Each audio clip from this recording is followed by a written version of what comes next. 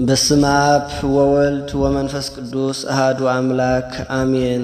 ዓብይ መንፈሳዊ ጻውዒት ካብ ማሕበርና ማሕበር ቅድስት ባታ ማርያም ዘኦርቶዶክስ ተዋህዶ ትግራይ ናይ ኦንላይን መንፈሳዊ ማሕበር ኣብ ሙሉእ ዓለም እትርከቡ ናይ ኦርቶዶክስ ተዋህዶ እምነት ተኸተልቲ ዝኾንኩም ኩልኹም ብክርስቶስ ክርስቲያን ብወልድ ውልዳን ብመንፈስ ቅዱስ መንፈሳውያን ዝተሰመኹም ናይ ልዑል እግዚአብሔር ቤተሰብ ናይ ድና ቅድስት ድንግል ማርያም ናይ አስራት በኹራት ናይ ቃል ኪዳን ደቃ አበው ካህናት አሃው ዲያቆናት መምህራን ወንጀል መዘምራን አሓትን አሕዋትን ወምእመን ህዝበ ክርስቲያን ብምሉእኹም ብዘለኽምዎ ናይ ሰዓት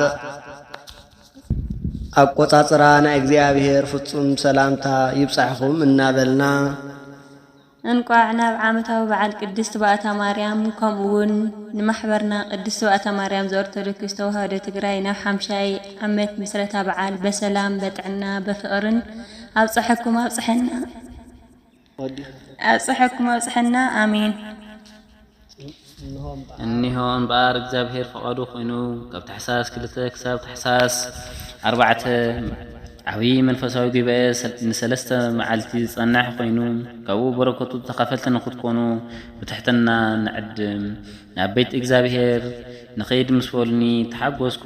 መዝሙረ ዳዊት ምዕራፍ 122 ፍቕዲ 1 ይምጽኡ ይተዓደሙ ናይ እግዚአብሔር ቤት ኩሉ ሻዕ ክፍቲ እዩ። እዚ መንፈሳዊ ጻውዒ ዝበጽሐኩም ክቡራት ስድራ ልዑል እግዚአብሔር ዝተፈተኹም ምእመናን ኣብ ዝተፈላለየ ማሕበርና ካብ ማሕበራት ወፃኢ ዘለኹም ኦርቶዶክሳውያን እዚ ጉባኤ እዚ ናይ ሰለስተ መዓልቲ ጉባኤ ስለ ዝኾነ ካብ ታሕሳስ ዕለት 2 ክሳብ ታሕሳስ ዕለት 4 ናብ ማሕበርና ማሕበር ቅድስት ባታ ማርያም ዘኦርቶዶክስ ተዋህዶ ትግራይ ቴሌግራም፣ ብዩቱብ፣ ብፌስቡክ መንፈሳዊ አገልግሎት ምሳና ብምዃን ናይ በረከቱ ተኻፈልቲ ንኽትኮኑ ብድጋሜ ብምጽዋዕ ብፍቕርን ብትሕትናን ብስም ማሕበርና ማሕበር ቅድስት ባታ ማርያምን ዘኦርቶዶክስ ተዋህዶ ትግራይ ንዕድም። ናብ ማሕበርና ማሕበር ቅድስት ባታ ማርያም ዝተዓደሙ እንትመጹ ብድሙቕ አቀባበል ዕልል እናበልና ኣጋሽና ንቀበሎም። መጀመርያ ጉባኤና ካብ ሰዓት 3 ብግዕዝ ክሳብ ሰዓት 6 ብግዕዝ ካብ ሐሙስ እስካብ ቀዳም ከምዚ ብምቕጻል ብማሕበርና ማሕበረ ቅድስት ባታ ማርያም ኪነ ጥበብ ክፍሊ ዝተዳለዉ ፍሉያት መንፈሳዊ መደባትና ብዝርዝር ከም ዝስዕብ እዩ። ኣቦታትና ብጸሎት ብቡራኬ ፕሮግራም ክኸፍቱልና እዮም። መንፈሳዊ ድራማ፣ መንፈሳዊ ስነ ጽሑፍ፣ መንፈሳዊ ህንካን ሃባን፣ መንፈሳዊ ግጥሚ፣ መንፈሳዊ ቃለ ምልልስ፣ መዝሙር ወረብ፣ መንፈሳዊ ሕቶን መልስን ውድድርን ካልኦትን እዮም። እዚ መንፈሳዊ ጻውዒ ዝበጽሐኩም ስድራ ልዑል እግዚአብሔር ሓቢርኩም ምሳና ብምዃን በረከት ንኽትካፈሉ ብፍቕሪ ብትሕትና ብእግዚአብሔር ስም ንጽውዕ ንዕድም።